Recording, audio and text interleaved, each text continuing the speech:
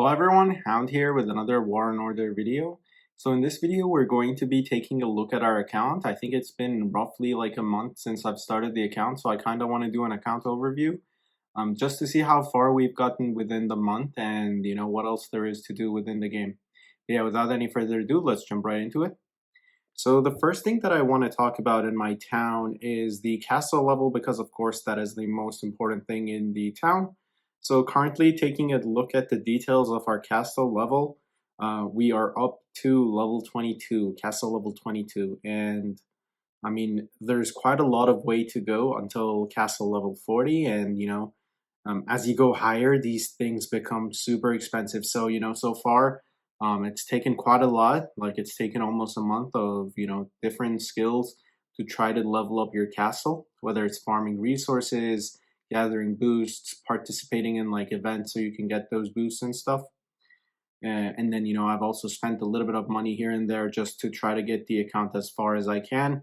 And when you go into the Lord info and you look at the rankings, it kind of, lets you down because, well, it's kind of like it lets me down, I guess. I'm ranked at number 87. The person that is number one is at 4 million power. So they have a lot going for them. There's quite a lot of people that probably have spent a little bit, and there's quite a lot of people who haven't spent much but are, farming and playing properly, putting lots of time into the game. So they're quite ahead of me in terms of power. But power doesn't really mean much because I'm trying to keep my army size limited, so I just don't want to explode with army. My main focus was the attacking army because I just want to play offensively as much as I can, and additionally, I have a march of T2 cavalry just so that I can farm resources, whether it's on tiles, whether it's in, attacking other cities. If I attack them successfully, I can use the cavalry to collect because they're just much faster and, they bring a lot of resources back. Additionally, I've been working on some buildings trying to get my troops to T8 because I know those are the most important, as well as, leveling up my march size, all the important stuff I've been trying my best to do. So for a second, let's go take a look at the army. Currently, there's 230,000 in my city. The majority of them is, the high tiers, T8s and T6s, infantry and mages. In terms of layering, I have some layering. I really don't think in this game layering plays a major role. So what will end up happening eventually is I will probably level up these low level troops in the drill grounds so that I could level them up and use them as higher tier troops. I will keep some low tier troops just in case, but to me, it just doesn't seem like layering is a big factor. Additionally, my main focus in terms of like my troops, once again, if we go look here, 230,000, I need to make sure that with the amount of marches that I send out and the amount of marches that do remain in my city, if somehow I am, not shielded or not protected, I want to keep my wounded as low as possible. So, everything fills within my wounded capacity. And if there's anything that exceeds it, hopefully it's not in my town and it doesn't get killed.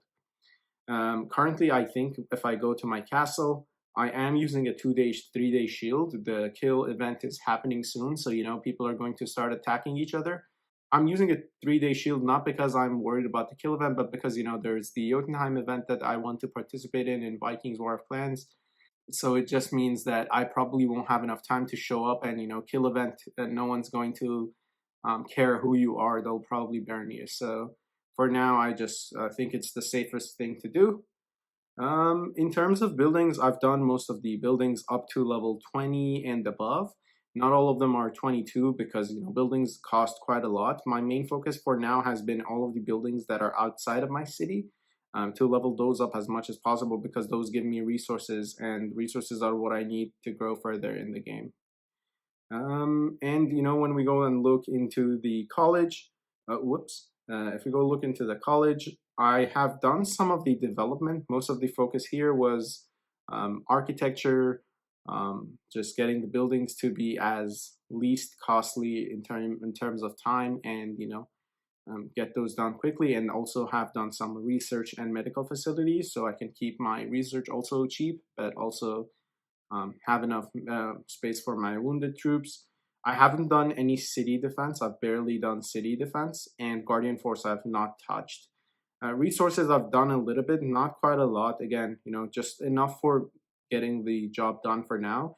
Because technology also takes a lot of resources away, and it's kind of taxing. You can't do all of them. Most of my focus has actually been on military for now. I'm not the strongest person out there, but I think in terms of military, I've done quite a lot of what is needed. So it makes my troops good enough, strong enough for now. In terms of the Colossus, I've done a little bit of that. Most of my focus is probably going to be on the attack ability, though I've done some of the other ones, just so that my mages are more balanced and well put together. The Colossus, though, if we're really speaking honestly, doesn't make a massive difference on your troops, so I don't want to spend a lot of time. I just do them whenever I get these enough of these Titan crystals, basically. And then in terms of artifacts, this is probably my weakest point in terms of the whole game. Some players who are coining probably have most of the orange artifacts, and they're working on leveling those up as much as possible.